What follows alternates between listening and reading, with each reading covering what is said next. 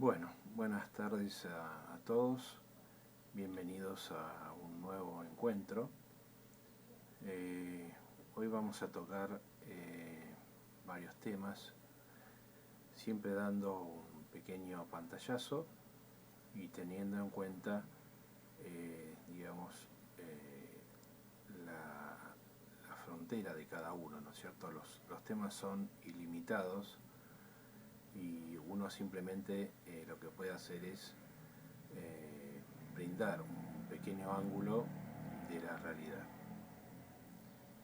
Bueno, haciendo esta pequeña aclaración, también es bueno y importante aclarar que todo pensamiento que viene de lo intuitivo no hay que asociarlo con pensamientos que uno tiene por el condicionamiento. O sea, la persona que no hizo meditación o no estudió temas sutiles o filosofía oriental, etc., por supuesto su cerebro va a intentar defenderse y va a intentar asociarlo o interpretar ese pensamiento sutil con el digamos, bagaje de conocimientos que tiene en su mente, ¿no? O lo que ha recibido.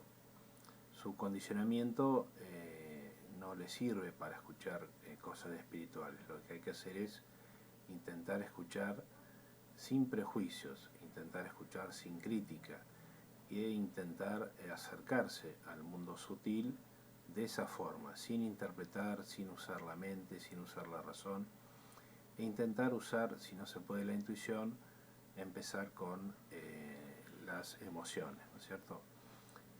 Por ejemplo, estar, digamos, susceptible a escuchar, dejar el orgullo de lado, dejar lo que es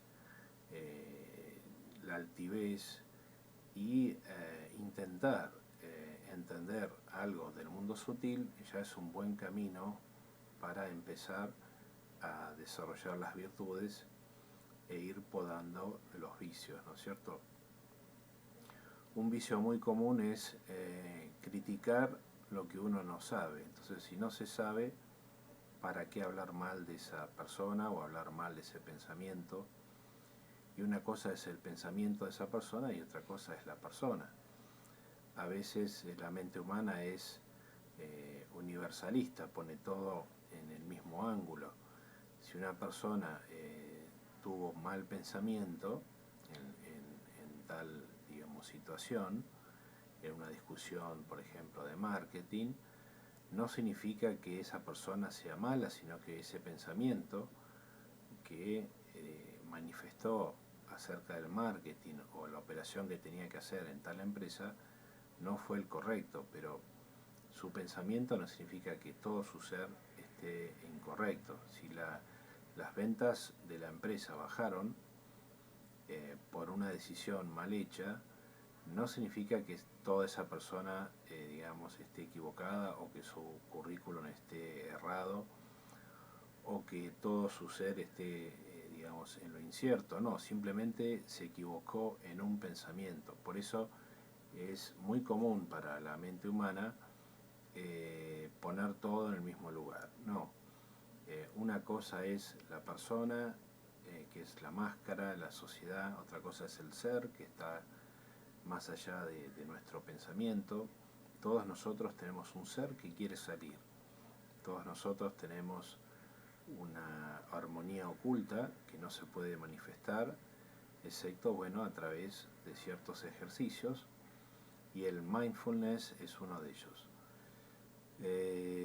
La meditación hoy en día ya es una ciencia científica, no es, digamos, un efecto placebo, no es un ejercicio hermético de sectas que están escondidas debajo de las montañas o que están escondidas arriba de las montañas o están, digamos, todos reunidos con fuego a las 3, 4 de la mañana. No, la meditación bien hecha no es un ritual, simplemente es una acción correcta hacia digamos, la relajación y hacia la apertura de un nuevo circuito de conciencia. Bien, hoy vamos a hablar un poco del inconsciente colectivo, del cual habló el psiquiatra y psicólogo suizo Carl Jung. Esta teoría que él manifestó no es una teoría, es una realidad. En esto sí estaba muy en lo cierto. El inconsciente colectivo es lo que subyace del inconsciente de cada persona, o sea, detrás del inconsciente individual, detrás del inconsciente de cada ser, de cada individuo, se encuentra el inconsciente colectivo, que es una masa de pensamientos que están en el éter, y esa masa de pensamientos puede ser recepcionada por cualquier persona. Por ejemplo, una persona que está en el Canadá puede estar haciendo las mismas mesas, supongamos que es carpintero, y puede estar haciendo las mismas mesas que está haciendo un australiano, porque ambos captaron del inconsciente colectivo la misma idea de hacer ese tipo de mesa y hacerla de esa manera específica. Hoy en día no solo tenemos internet que nos comunica rápidamente, sino que hay una masa de pensamientos que forman parte del inconsciente colectivo. Por supuesto, dentro de esa masa de pensamientos, la gran mayoría son pensamientos negativos, la crítica, el odio, la venganza, la comparación, la queja, los sentimientos de violencia, los sentimientos de asesinato, todo lo que se generó en las más de 5.000 guerras que tuvo el planeta Tierra. Vean este detalle, ¿no? Más de 5.000 guerras, porque a veces nos focalizamos solamente en la Primera Guerra Mundial, la Segunda Guerra Mundial, o nos focalizamos en la Guerra de las Malvinas, en este caso en Argentina, pero nos olvidamos de las más de 5.000 guerras que ha tenido el ser humano, utilizando por supuesto muy mal el pensamiento y el sentimiento. Los maestros espirituales como el maestro Buda, nuestro querido maestro Jesús, el maestro Krishnamurti, Yogananda, Yukteswar, otros maestros que también, Kabir, por ejemplo, en la India, que son menos conocidos, pero también están dentro de la lista de los iluminados, de la psicología de los Budas que ya habíamos hablado. Ellos dejaron en el inconsciente colectivo, en la parte superior del inconsciente colectivo, ideas muy potentes, ideas muy claras, ideas de poder de amor, ideas de voluntad, de sabiduría, ideas virtuosas, y estas ideas se van expandiendo y siempre son indestructibles. Por eso el Maestro Jesús decía: mis palabras no pasarán. Porque si uno se va elevando a través de la meditación, uno va captando, como si fuera, digamos, uno mismo es un emisor, ¿no? Como una emisora de radio que emite ondas, pero también es un captador de pensamientos.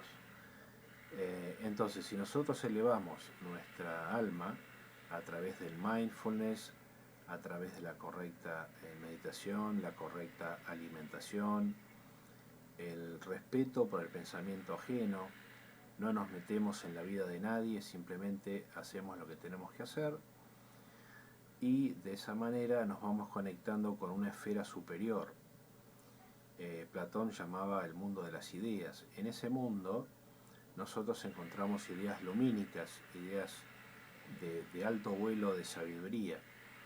Ahora, si nosotros queremos participar de lo que sería el chusmerío, de la crítica, de la queja, de las comparaciones, del odio, del egoísmo, de las venganzas, bueno, todo eso está en la parte, digamos, más baja, ¿no es cierto?, del éter.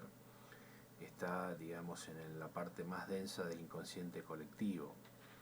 Es decir, que una persona puede llegar a pensar que tal pensamiento que recepcionó del inconsciente colectivo es de él, pero en realidad no es de él, ya está ahí. Una persona egoísta puede captar un pensamiento del inconsciente colectivo, como por ejemplo acumular mucho dinero y no participarlo con nadie, no compartirlo. Si el otro se está muriendo, no entregarle ni siquiera una naranja, una fruta. Todo eso está en el inconsciente colectivo, hay que tener mucho cuidado. Y la persona cree que ese pensamiento es de ella, no, simplemente la está recepcionando a esa idea negativa, la está haciendo parte de ella. El ser humano genera sus propios pensamientos negativos y también recepciona pensamientos negativos.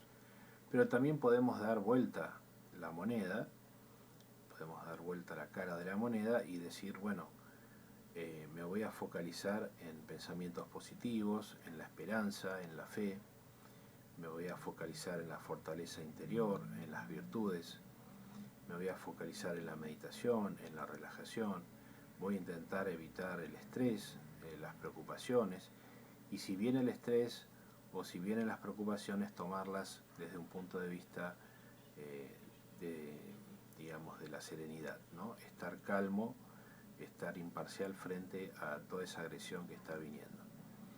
Cuando uno medita, por lo general todas esas agresiones forman parte de la periferia.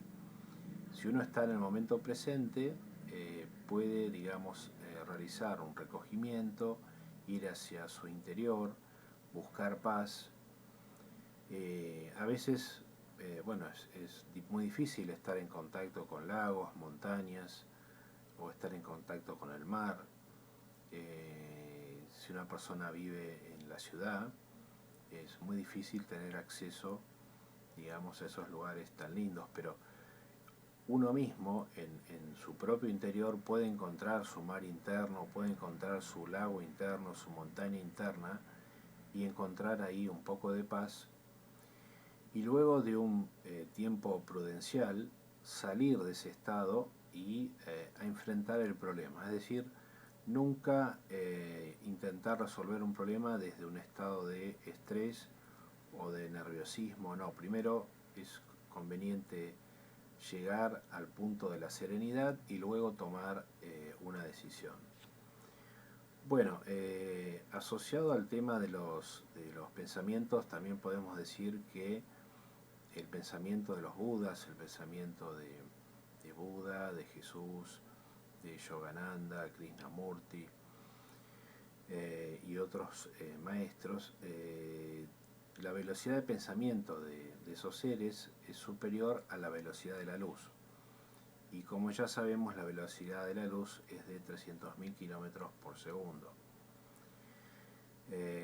Así que bueno, esto hay que tenerlo en cuenta, el poder, digamos, que tiene la oración o el poder curativo que tiene la oración, porque el pensamiento bien direccionado es una oración curativa. Y podemos, a través de la oración, producir curaciones, ¿sí? Podemos producir mejorías, siempre y cuando la ley de causa y efecto esté de acuerdo. Esas curaciones pueden ser parciales o pueden ser totales. El Maestro Jesús, por ejemplo, tenía ya una misión de despertar al ser humano, a la conciencia del ser humano, y por supuesto hace más de 2000 años la conciencia estaba muy, digamos, somnolienta, estaba en un estado así de perfecto dormitar, más que ahora. Entonces había que hacer algo, digamos, insólito para que la gente abriera los ojos, ¿no? Sin embargo, con los milagros que él hizo, la gran mayoría de la gente no quiso ver, o algunos no pudieron ver, pero muchos no quisieron ver, y ahí está el tema de la cuestión, ¿no?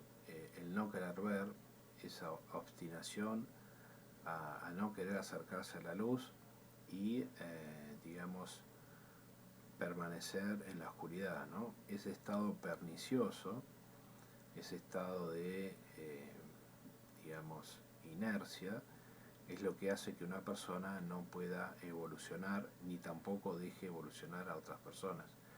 Por eso es muy importante saber con quién estamos al lado. Si nosotros tenemos una persona con un campo magnético que está completamente oscuro porque es pesimista, nos desea el mal, por más que él diga verbalmente te deseo lo mejor, pero si estamos atentos nos vamos a dar cuenta que nos desea lo peor, y eso se llama envidia, querer destruir al prójimo. Eso se llama celos, eso se llama competencia desleal. Todos sabemos que un amigo se puede transformar en un enemigo, una persona leal se puede transformar en un traidor. Entonces, ¿qué hacer frente a este panorama? Lo que hay que hacer es mantenerse en el centro y confiar en ese Dios interior, como decía Marco Aurelio, emperador romano, como todo el mundo sabe, o como todo el mundo debería saber, tal vez. Entonces, Marco Aurelio decía, cuando uno siente estrés o preocupaciones, y él tenía bastantes cuestiones para resolver, es bueno ir hacia el interior, es bueno relajarse, es bueno serenarse, y luego sí volver digamos, a las masas, a lo vulgar, para poder enfrentar tal o cual dificultad. Bueno, el pensamiento entonces positivo puede generar hasta curaciones. El pensamiento positivo se eleva, el pensamiento positivo es indestructible, siempre va a estar. Una vez que nosotros desencarnemos, que dejemos el cuerpo físico, el cuerpo astral, que es el cuerpo de las emociones, el cuerpo etérico, que es el doble, es una réplica del cuerpo físico, y una vez que dejemos el cuerpo mental al planeta, nuestro cuerpo causal o alma se van a elevar, es decir, nuestra alma es indestructible. Y los que no tienen alma, bueno, se llevarán su llama. Y esa llama en algún momento, en alguna encarnación, se transformará en un alma. Como decía el maestro Gurdjieff, el ser humano no tiene alma. Y esto es bastante correcto, excepto que el 10% del ser humano tiene alma, pero esa alma debe estar pulida mucho más. Hay que hacer un trabajo muchísimo más fuerte de lo que la mente común piensa. Podar los vicios y pulir las virtudes es un trabajo de toda la vida. Es como el aprendizaje, uno va aprendiendo desde que nace hasta que muere, ¿no? Y morir no es morir, sino que es volver a nacer en otra dimensión, como ya lo habíamos visto.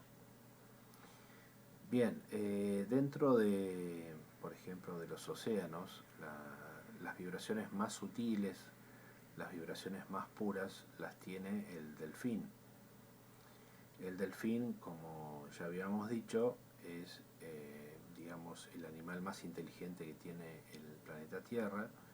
Es el líder de los océanos, el líder de las aguas, es el ser que transmite alegría, vibraciones positivas, es el que custodia a otros peces, es el que, bueno, acá voy a decir algo que para la ciencia por supuesto va a parecer un disparate, pero para, digamos, el mundo intuitivo, para el mundo espiritual, para el mundo sensible, cuando uno logra ver, en mi caso a través de los sueños, puedo tener información, se sabe que el delfín, que es el animal más lumínico que tiene el planeta, si no es maltratado, porque hasta el año 1934 se podían ver delfines en agua dulce, después fueron masacrados totalmente, ¿no? Por una, digamos, una cacería, digamos, espantosa, la pesca, digamos, cruel, insensata, porque no tenía ningún sentido matar un animal como el delfín. Si uno dice, bueno, matamos un tiburón porque atacó a una persona y le arrancó las dos piernas, yo puedo llegar a entender eso, pero matar un delfín ya es más difícil. La persona tiene que estar con un pensamiento muy oscuro, tiene que ser una persona muy egoísta, muy ciega, en fin. Entonces los delfines de agua dulce fueron totalmente masacrados, y el último vestigio de ellos fue en el año, si mal no recuerdo, 1934. Los únicos delfines de agua dulce que perduran son, por ejemplo, los delfines del río Amazonas, que también se llama delfines rosados o delfines boto con B larga. Y también hay algunos delfines de agua dulce del río Orinoco, esto por supuesto en Sudamérica. Pero todos los demás delfines fueron masacrados. Y los delfines que están en el océano, por ahora no están en peligro de extinción, pero si se sigue con la matanza de ballenas y la persecución de delfines, etc., va a llegar un momento en que también va a haber este peligro. Las ballenas ya están en peligro de extinción y los delfines van, salvándose de casualidad. Entonces, un delfín, que es un animal muy distinto a los otros animales, tiene unas vibraciones muy puras, y esas vibraciones muy puras reemplazarían lo que sería el cuerpo mental de un ser humano. Ese delfín, si no es maltratado, ese delfín si evoluciona, si está tranquilo bajo las aguas, si ha cumplido su misión de emitir alegría, de emitir vibraciones positivas, de curar a otros peces. Hay delfines, por ejemplo, que en la Segunda Guerra Mundial han asistido a náufragos que estaban flotando en el medio del océano. Cuando un submarino o un barco era torpedeado o era bombardeado desde los aires, y quedaban las personas abandonadas en el océano, porque la orden a veces era cruel, era decir, si ustedes van a rescatar a esas 200 personas o 100 personas que están en el océano, pueden ser masacrados por el enemigo. Entonces era un cálculo matemático, es mejor que mueran 200 personas en el océano ahogadas que toda una cuadrilla de aviones sea destruida por tal nación. Por supuesto no voy a dar nombres, ¿no? En la Segunda Guerra Mundial cada uno sabrá qué es lo que sucedió y cada uno sacará sus propias conclusiones. La cuestión es que todos formaban parte de un núcleo que era el odio. Entonces los delfines auxiliaban a algunas personas, a todas las que podían, que habían quedado en el océano, y algunas personas fueron llevadas a las costas, esto cuando era posible, porque si estaba el submarino, torpedeado lejos de la costa, o el barco, o la embarcación o lo que sea, el portaaviones, si estaba muy lejos de la costa, el delfín lo único que hacía era acompañar a esa persona y la invitaba a desencarnar de una manera más amorosa, de una manera más tranquila. Se quedaba con el ser humano hasta que él desencarnaba en el agua, a través de hipotermia, por supuesto. Bien,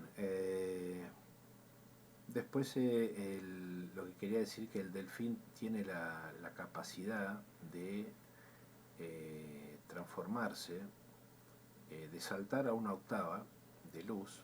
Ahí entramos nuevamente en el maestro Gurdjieff.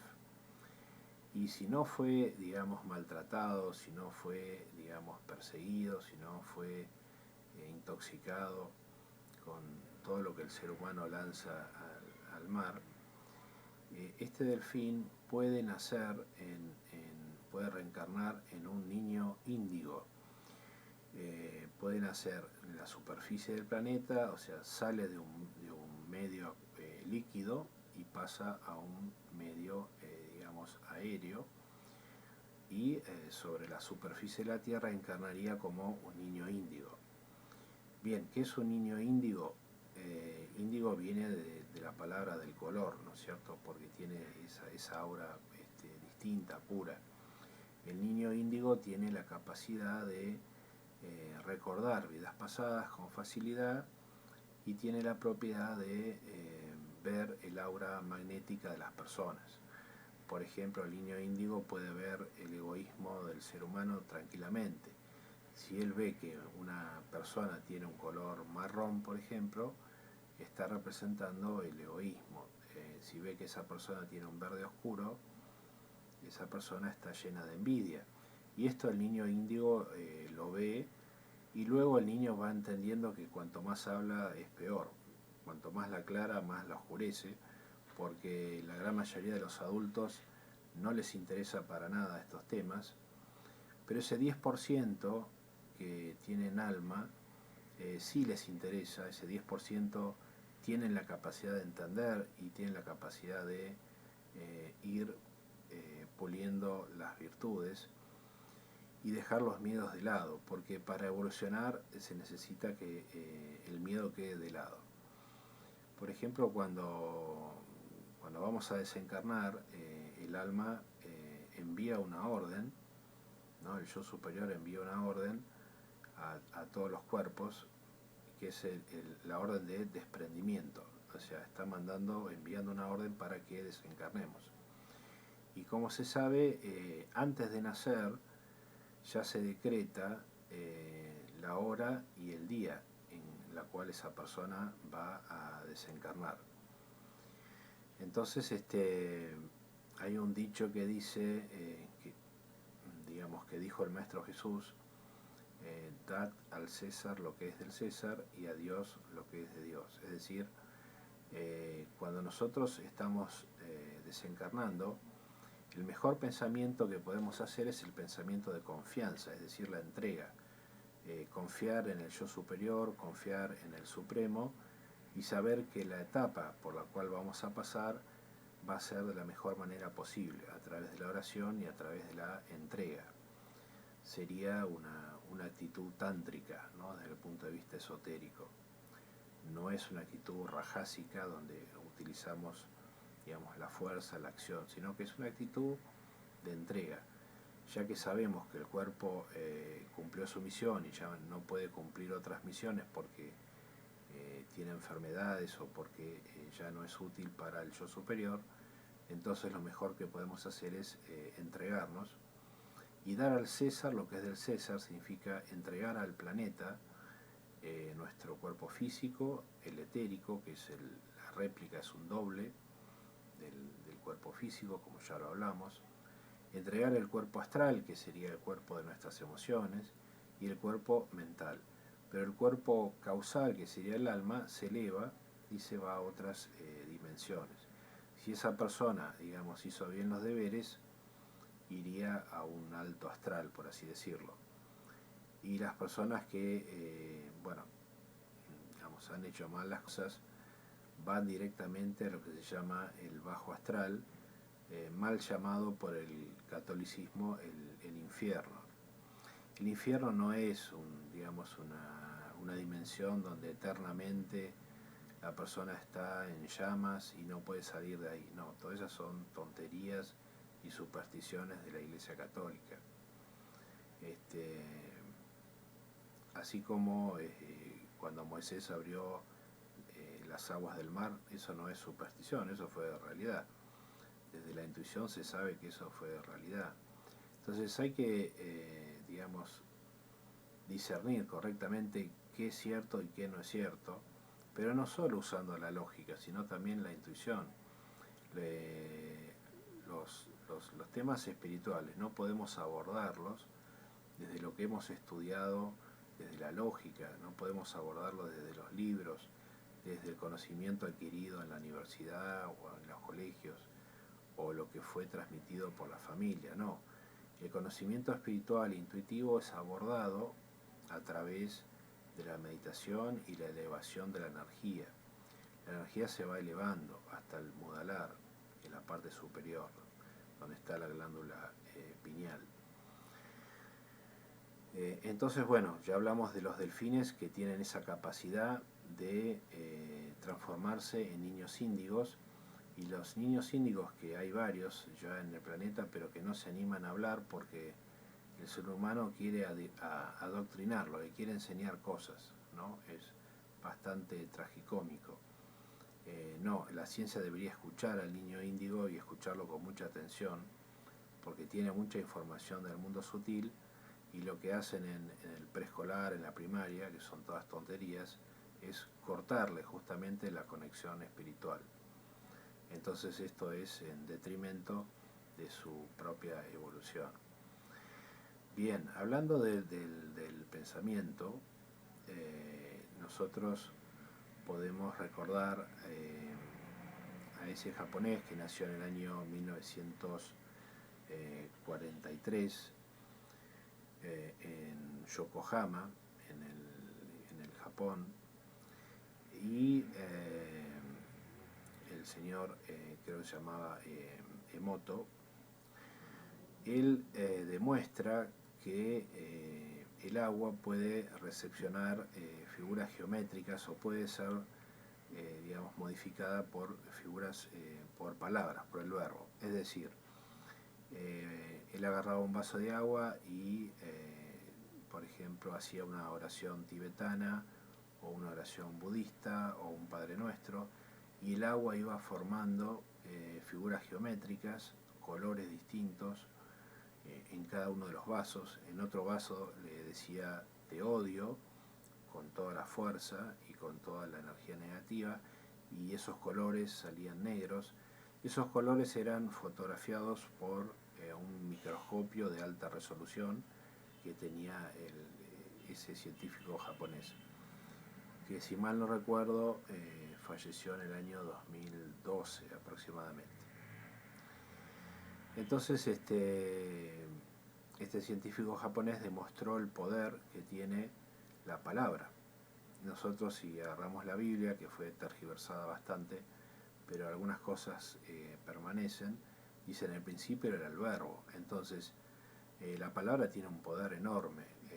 A través del pensamiento no solo podemos curar a otra persona con la oración, sino que a través de pensamientos negativos, a través de odios, podemos llegar a, digamos, hacer sentir mal a otra persona. Bien, entonces aquí entramos en lo que se llama el agradecimiento y la bendición, y me refiero a, por ejemplo, los alimentos. Todo alimento tiene agua, ¿no? Si yo voy a comer una manzana, si voy a comer un pescado, si voy a, digamos, comer un kiwi, o voy a comer una mandarina, lo que sea, todos esos alimentos tienen una porción de agua. Nosotros mismos tenemos, como ya dijimos, el 70% de agua. Esto lo expliqué con un chiste en uno de mis vídeos. Bien, entonces bendecir la comida, al bendecirla estamos modificando la estructura molecular digamos, de la comida a través de la bendición, del agradecimiento. Y es muy bueno agradecer porque la vida no tiene por qué ser un suministro, un supermercado per se, no. Nosotros tenemos que agradecer cada alimento y cada bebida sana que comemos, ¿no es cierto? Y de la comida sana que, digamos, hagamos ingesta, va a depender nuestro pensamiento, y también de la bebida, ¿no es cierto? Una persona que toma cerveza, toma whisky, vino, etcétera, y come carnes rojas, no va a poder elevarse espiritualmente, lamentablemente no va a poder hacerlo, y si lo hace va a ser en muy pequeñas proporciones que no van a ser significativas, y todo el mundo espiritual y todo el conocimiento espiritual se le va a escapar. Entonces los pensamientos puros y los pensamientos impuros forman parte de ese inconsciente colectivo. El inconsciente colectivo también está lleno de símbolos. Esto lo sabía también Carl Jung. Freud, por ejemplo, era una persona que el tema de la psiquis y el tema por ejemplo, el tema de los sueños, para él todos los sueños eran patológicos. No, esto no es así. A través de los sueños podemos tener señales, conocimientos intuitivos, sueños premonitorios, podemos tener avances espirituales. Todo esto Freud, por supuesto, no lo vio porque él mismo estaba enfermo. Los que saben y los que estudiaron a Freud saben muy bien que él recetaba como antidepresivo el clorhidrato de cocaína, y esto lo recetó a uno de sus pacientes y ese paciente falleció, ¿no? O sea que ahí vemos, digamos, cuán lejos estaba de Carl Jung. Carl Jung, al hablar del inconsciente colectivo, digamos, ya podemos decir que es la plataforma de la ciencia espiritual. A partir de Carl Jung y la correcta, digamos, el correcto estudio de los símbolos, como por ejemplo el símbolo de la rueda, el símbolo de la cruz, son símbolos muy misteriosos, ¿no es cierto? Siempre un símbolo tiene un significado oculto. La rueda puede tener miles de significados, pero para la India, por ejemplo, la rueda es la rueda de nacimientos y reencarnaciones. Y para salir de esa rueda de reencarnaciones tenemos que estar cada vez más atentos. Lo que Gurdjieff decía, el recuerdo de sí. Si yo no estoy atento, o mucho más atento que la masa, y no estoy percibiendo lo que está sucediendo en el exterior de mí y en mi interior, si no me estoy recordando a mí mismo, si no estoy guardando distancia de mi cuerpo, porque a veces pensamos que nuestro cuerpo es nuestro ser. No, nuestro ser está por un lado, nuestro cuerpo por el otro, en el sentido de que sí, ambos van juntos durante la vida, pero luego se separan. Y nuestra personalidad es una máscara. Todo lo que nos inculcó la sociedad, la masa, es una, digamos, una muy mala interpretación de lo que nosotros somos. Nosotros somos luz, somos un alma. Y los que no tienen alma tienen una llama que tarde o temprano van a tener que desarrollarla, porque si no van a quedar muy rezagados. En este momento se está produciendo a través de, bueno, las catástrofes, pandemias, etcétera, lo que sería la separación de las aguas, ¿no? De las aguas positivas, claras, de las aguas oscuras. Muchas personas desencarnan, digamos, porque era el momento, no porque, digamos, fue un castigo, ¿no? Pero bueno, este es otro tema y no lo voy a hablar por ahora. Vamos a esperar que pase la pandemia y después se hablará de esos temas. Por ahora no voy a hablar de eso. Entonces quería decir que el pensamiento puro, el pensamiento sutil, el pensamiento de fe, esperanza, el ayudar desinteresadamente, todo eso está en la parte más elevada, en lo que se llama también los registros acásicos. En los registros acásicos, que sería como una grabación del cosmos, yo puedo encontrar las palabras del maestro Buda, del maestro Jesús, puedo encontrar las palabras de Yogananda, de Krishnamurti y de otros tantos maestros como el Swami Avedananda, Vivekananda, etc. Entonces ahí encontramos grandes pensamientos lumínicos que nos van a ayudar a evolucionar. Ahora, la persona que agarra un libro de Maquiavelo o agarra un libro que dice cómo ser malo, etcétera, por supuesto que está tomando un camino contrario, y hay un montón de libros que son, digamos, hechos por fuerzas involutivas para justamente apartarnos del camino de la luz. Bien, entonces cuando nosotros estamos desencarnando, llega una orden del yo superior, una orden del alma, que nos dice, bueno, ahora llegó el momento, y uno siente como un desprendimiento. Esos 4 cuerpos se van desprendiendo de a poco, y hasta que llegue el momento cúlmine en donde se produce la separación. Por ejemplo, cuando nos vamos a dormir, nosotros es conveniente siempre hacer una oración antes de dormir para protegerse. No es una oración al angelito de la guarda, no, el ángel de la guarda existe, no es cosa de niños. También se le puede, digamos,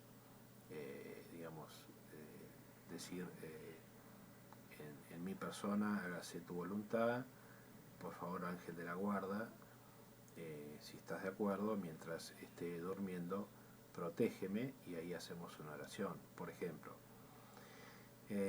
cuando nosotros nos vamos a dormir, se produce un efecto parecido a desencarnar, solo que hay una pequeña gran diferencia, y es la siguiente.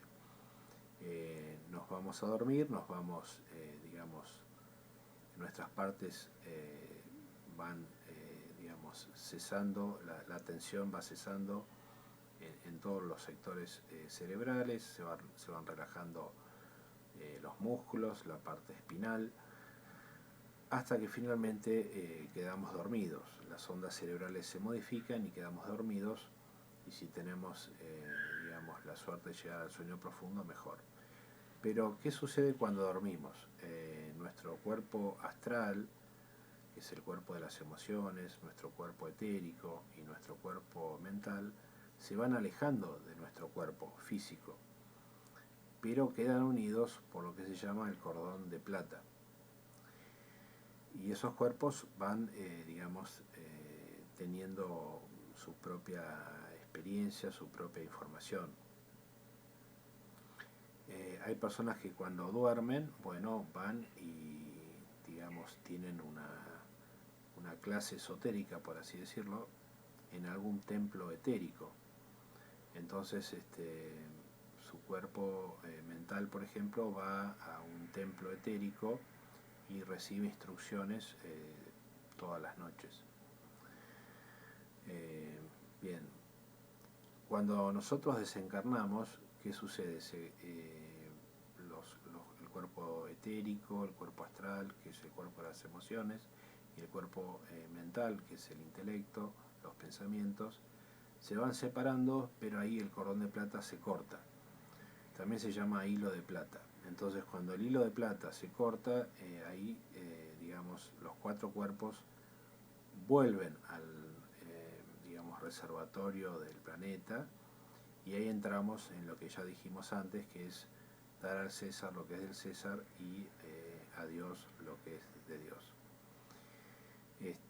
Así que, bueno, después faltó decir, por ejemplo, en un vídeo que hablé del reino animal, también podemos decir que podemos acrecentar que, como ya dijimos, el perro, el gato, el caballo y el elefante son los animales más evolucionados sobre la superficie de la Tierra. En el océano es el delfín, pero sobre la Tierra son esos cuatro animales que hemos mencionado recién. Y si el perro es bien tratado, si el gato es bien tratado, y si el caballo es bien, digamos, alimentado, le dieron cariño, han rezado, porque rezar por un elefante puede parecer un poco ridículo, pero no es nada ridículo, estamos ayudando al reino animal a elevarse. No solo rezar por él, sino hablarles. Al hablarles les estamos estimulando lo que es el cuerpo mental, porque ellos tienen solamente cuerpo emocional, o sea, cuerpo astral. El cuerpo intelectual, el cuerpo, digamos, de los pensamientos, nosotros se lo vamos desarrollando a medida que le vamos hablando. Por supuesto que no nos va a entender, pero sí va a captar esas vibraciones, y entonces él va a ir generando y va a ir desarrollando ese cuerpo mental que es tan necesario para que cuando desencarne se eleve en una nueva octava, gane luz, y ese perro se transforme en un ser humano, que ese gato se transforme en un ser humano, que ese caballo y ese elefante se transformen en un ser humano. Ahora, si el perro es maltratado, el gato es maltratado, el elefante es maltratado y el caballo también, bueno, nacerán seres humanos con problemas psicológicos, seres humanos con, digamos, ataques de pánico, seres humanos con deficiencias orgánicas.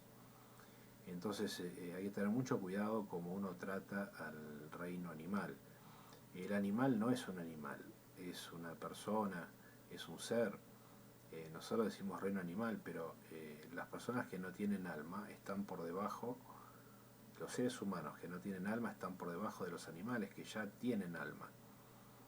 Un elefante vale más que un ser humano, de los 90% que no tienen alma, que tienen solamente una llama. En otro vídeo vamos a hablar, si quieren, el tema de dime con quién andas y te diré quién eres, ¿no? Aunque algo vimos en este vídeo, es muy importante saber con quién estamos y cuáles son las vibraciones que nos está emitiendo, si realmente nos desea lo mejor o es simplemente una fachada. En la psicología vulgar del planeta se habla de personas tóxicas. Bueno, podemos tomar este término, puede ayudar. Pero en el mundo esotérico, el mundo del que hablaba Gurdjieff, él decía que el ser humano tiene que ganarse el alma, la tiene que desarrollar, y para esto hay que pelear duro, hay que tener una gran disciplina. La mente tiende constantemente a ir hacia proyectos futuros que nunca se realizan o casi nunca, y tiene esa mala costumbre de ir hacia el pasado, como si visitando el pasado pudiéramos modificarlo. Esto no es posible. Dentro de los símbolos que vimos, por ejemplo la rueda, otro símbolo muy misterioso es la cruz.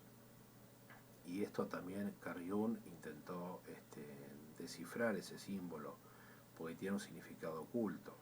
La cruz, como todos sabemos, tiene dos maderos, un madero que es horizontal y otro que es vertical. El madero horizontal estaría representando lo que sería la mente humana, ¿no es cierto? El pasado y el futuro. La mente va en esos polos, no puede estar en el momento presente, salvo que haga mindfulness o meditación. Y el madero vertical está representando lo que sería la eternidad, decía el no tiempo. La eternidad significa no tiempo, y aquí entramos en un misterio tremendo, que o sea, el tiempo nunca existió, o sea, no existe el tiempo. El Supremo siempre estuvo. Esto es algo espectacular. Para las personas que estudiamos lo sutil, es algo totalmente maravilloso. O sea, un ser supremo que nunca nació, que nunca va a morir, que siempre existió, que no tiene tiempo, y no, o sea, no tiene un reloj, no tiene una terminación. Por eso su indestructibilidad. Es indestructible debido a esa situación. Ese no tiempo le da ese poder, ese carácter de todopoderoso. Y nosotros como seres de carne, que estamos con relojes entre el pasado y el futuro, nos dejamos confundir por el exterior, que forma parte también de ese tiempo efímero. Todo lo que forma parte de las cosas materiales, los autos, los viajes, los caprichos, el acto de fumar, de tomar alcohol, etc. Todas cuestiones externas que son pasajeras, efímeras. Todo eso no nos va a construir una casa interior, digamos, de alta calidad, donde podamos ahí cobijarnos y podamos relajarnos. Como decía Marco Aurelio, es bueno salir de las masas de vez en cuando, entrar en ese Dios interior, calmarse, sentir, digamos, y tomar energía espiritual, tomar fuerza para luego nuevamente enfrentar a la masa o enfrentar al vulgo, enfrentar el insulto, la ignorancia, la soberbia y todos los demás vicios que uno encuentra en el exterior. Muy rara vez podemos encontrar una persona que tenga, digamos, alguna virtud y mantenga esa virtud en forma constante. Por eso ese 10% no debe dormir en los laureles, está recién en el ABC del desarrollo de las virtudes. Bueno, por hoy creo que es suficiente. Entonces, redondeando, hemos hablado del inconsciente colectivo, del pensamiento, y lo hemos asociado al delfín, y hemos hablado también del acto de confianza, el pensamiento de confianza que uno tiene que tener en el acto de desencarnar. Bueno, le deseo a todos que hayan podido ver otros ángulos de la realidad y les envío un saludo.